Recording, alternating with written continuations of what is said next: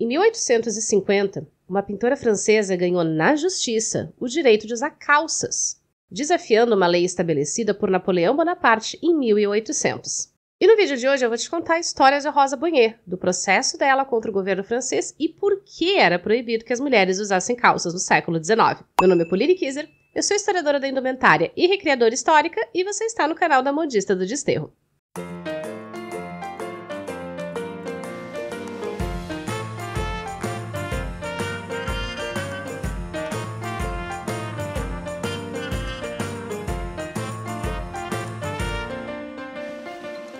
Olá, modisters! Tudo bem com vocês aí desse lado?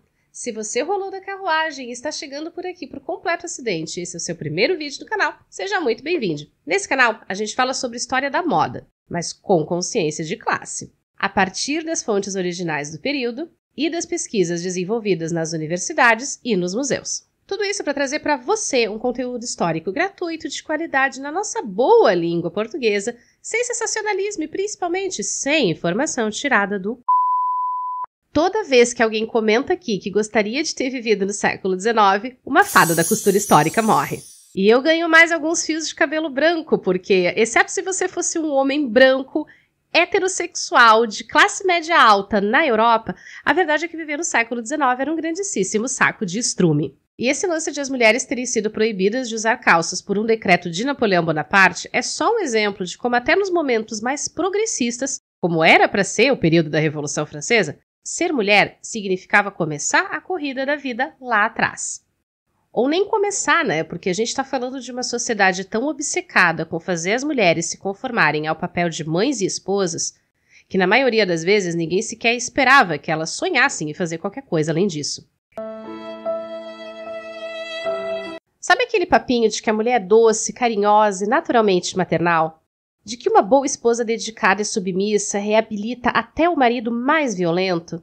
De que a mulher encontra sua verdadeira realização no lar, no cuidado com os filhos e com a casa, enquanto o marido trabalha fora e administra todo o dinheiro? Põe isso na conta do século XIX. E na obsessão da burguesia da época em afirmar esses papéis de gênero, mas sempre com um jeitinho poético, típico do romantismo, sabe?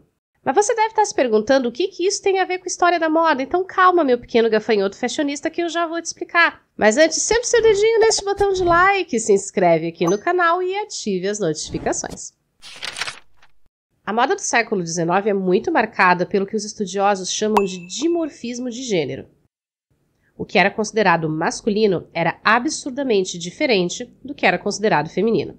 A roupa masculina era formada por camisa, calça, colete, casaco e chapéu, com algumas variações de cores e cortes dependendo da ocasião social, mas com uma forte predominância de lãs e sedas escuras. Sem volumes laterais, pensada para ser prática e sem frescura, o ideal de masculinidade. Enquanto que a moda feminina era o exato oposto disso, com muitos volumes, detalhes em babados, laços e rendas que não tinham outra função além da estética e da reafirmação das diferenças visuais não só entre homens e mulheres, mas entre as mulheres ricas, verdadeiras bonecas que serviam de vitrine da riqueza das suas famílias, e as mulheres comuns. E essa diferença visual é a manifestação material dos ideais da época sobre o que era ser homem e o que era ser mulher. Ao homem cabia a esfera pública do trabalho e da política, e à mulher rica ou de classe média, a esfera doméstica e os eventos sociais. E a gente precisa marcar bem essa diferença de classe aqui, modistas, porque a real é que mulheres comuns como você e eu sempre trabalharam, tanto fora quanto dentro de casa. E a vida delas, por conta disso, era infinitamente mais difícil do que a das outras mulheres. Só que todas as mulheres, independente de classe social, tinham em comum o fato de viverem numa sociedade que, na esmagadora maioria das vezes, considerava que elas sequer tinham capacidade intelectual ou estabilidade emocional para fazer as mesmas coisas que um homem. Sociedade essa que dourava a pílula com um discurso de que as mulheres eram frágeis e precisavam ser protegidas, e que por isso precisavam que os pais, maridos e irmãos tomassem as melhores decisões em benefício delas. E se em outras épocas a violência física era muito mais tolerada como um dos principais recursos para disciplinar e manter essas mulheres sob controle, o discurso da fragilidade feminina do século XIX exigia que formas de dominação um pouco mais sutis fossem empregadas.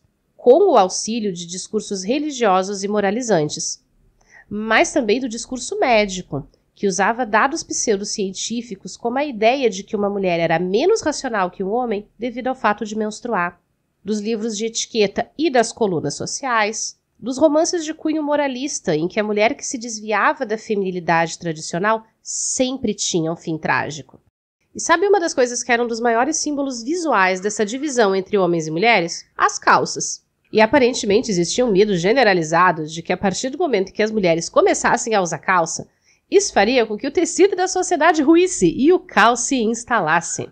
Não só isso, mas o maior de todos os medos da época, que os papéis de gênero se invertessem. Essa fotografia que você está vendo aí na tela é uma sátira da década de 1890, época em que, com o avanço das bicicletas, o traje de ciclismo feminino foi criado com uma calça bem larga. A moça da foto está se preparando para sair bem plena para dar uma volta com a sua bike, deixando Maridovski em casa em funções domésticas.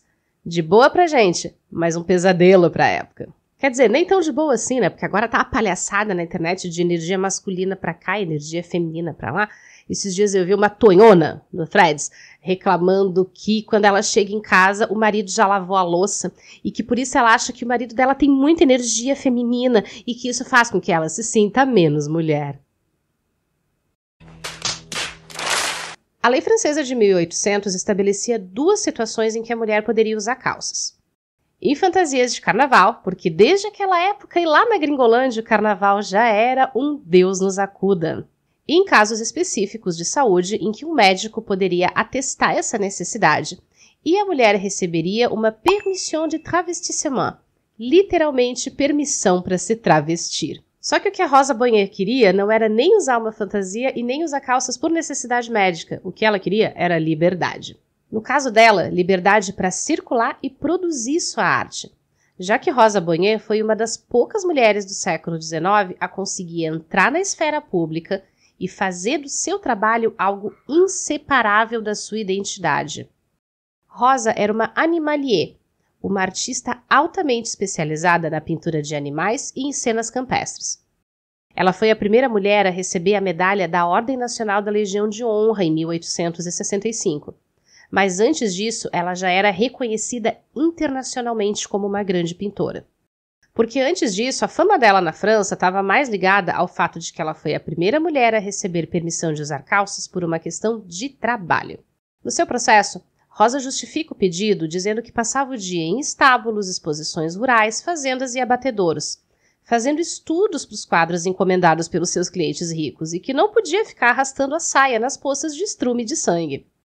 No texto do processo consta um outro argumento que se alinha muito ao pensamento médico da época, que era a preocupação com a higiene e com a saúde, e como ela poderia levar doenças para o espaço doméstico se não estivesse adequadamente vestida, ou seja, com calça e com botas. Além disso, ela era solteira e não tinha irmãos, então circulava sozinha pela cidade. E se estivesse vestida como mulher, ela chamaria muito atenção e ficaria à mercê de homens mal intencionados. Vocês repararam como ela jogou o jogo dos caras com as regras deles, mas virou a favor dela? Ó, perfeita, cara! No fim das contas, o governo da França não conseguiu negar a petição dela, porque até o próprio governo encomendava quadros, porque a Rosa era uma excelente pintora. Mas embora ela tenha conseguido a permissão pela questão profissional, existia uma outra camada por baixo disso. Rosa Bonheur era lésbica e vivia com outra mulher, Nathalie Micas, sua amiga de infância, inventora e grande amor da sua vida. Mas oficialmente elas eram apenas melhores amigas que viviam na mesma casa, dormiam na mesma cama e faziam absolutamente tudo junto, tá? Elas eram só amigas, gente. Rosa Bonheur não parou no uso de calças. Ela adotou um corte de cabelo curto, fumava e andava com uma pistola na cintura quando saía para os seus estudos de campo. Ainda assim, ela sabia que existia um limite jurídico e moral muito tênue na época. Então, em eventos sociais, ela aparecia com os trajes esperados de uma mulher, embora nunca nas versões super cheias de rendas e babados que dominavam as revistas de moda. Nos anos 1880, quando as chamadas leis antitravestismo da França foram impostas com cada vez mais rigor, Rosa saía menos e menos de casa. Na década de 1870, em vários países da Europa se observa um aumento significativo nas notícias de prisões de pessoas que praticavam crossdressing ou seja, que se vestiam com trajes do gênero oposto. No teatro, essa era uma prática antiga, comum e aceitável, mas fora dele, punida com os rigores da lei. Um dos casos mais famosos é o das atrizes Fanny e Stella nos anos 1870. As duas eram biologicamente homens, mas viviam como um casal de mulheres e foram submetidas a um processo vexatório que incluiu exames íntimos diante de uma junta pública. E a própria Rosa foi presa em Paris nessa época ao ser confundida com um homem em trajes femininos por causa do seu notório cabelo curto e do cigarro que sempre trazia na mão. Não é uma coincidência que de uma ponta a outra da Europa, e também com ecos aqui no continente americano, esse tenha sido um período de perseguição sistemática às pessoas que não se encaixavam nos conceitos de gênero da época. Entre 1870 e 1900, os discursos médicos se voltaram com muita atenção para os chamados invertidos, lésbicas, gays e um conceito que ainda não existia na ciência da época, pessoas trans. Sempre procurando demonstrar como essas sexualidades não normativas eram resultado de alguma doença, fosse física ou mental. Perseguindo, encarcerando e muitas vezes torturando essas pessoas em nome da moral e de uma suposta cura. E é justamente pensando nisso que a gente precisa entender a escolha da Rosa Bonheur de aparecer em público com trajes femininos em algumas situações específicas. Na sua autobiografia, ela disse: "Meu feminismo e minhas roupas não foram feitos para surpreender vocês." Rosa era uma artista de renome internacional, mas ainda assim uma mulher, e que precisava se preservar das violências de gênero em uma sociedade patriarcal. Entre 1850 e 1860, Rosa dirigiu uma escola de artes feminina que dava às alunas a mesma formação artística tradicional que só era oferecida nas escolas masculinas. Ela foi patronessa de vários grupos e sociedades artísticas na França e chegou a deixar parte dos seus bens em testamento para instituir um prêmio para jovens artistas. Após mais de 40 anos juntas, Nathalie Micas morreu em 1889. Em 1895, Rosa conheceu a pintora americana Anna Klumpke, com quem foi casada até sua morte em 1899. E casada que é o termo correto, tá, gente? Porque as duas viviam abertamente juntas, inclusive com a total aprovação da família da própria Anna. Depois da morte de Rosa, Anna Klumpke reuniu suas obras, organizou exposições, catálogos e leilões, executou seu testamento e publicou a autobiografia da esposa. E uma das frases que mais me impacta nessa autobiografia é o momento em que a Rosa diz: "Minha natureza brusca e mesmo um pouco selvagem jamais impediu meu coração de ser perfeitamente feminino." O que pode parecer estranho vindo da boca de alguém que aparentemente rejeitava boa parte das convenções de feminilidade da época, mas é muito mais complexo do que isso.